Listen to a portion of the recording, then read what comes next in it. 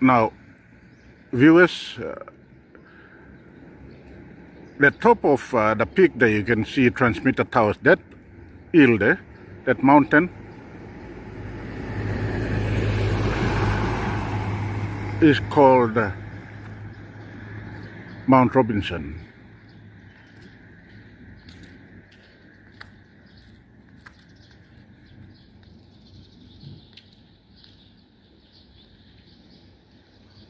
And the story behind the name is that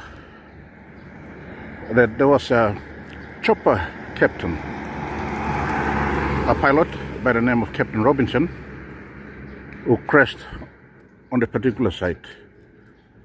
Thus, the mountain was named after him. And that happened during the early exploration days of the mine. I'm surely going to find out details and bring to you a bit more background on this. Thank you.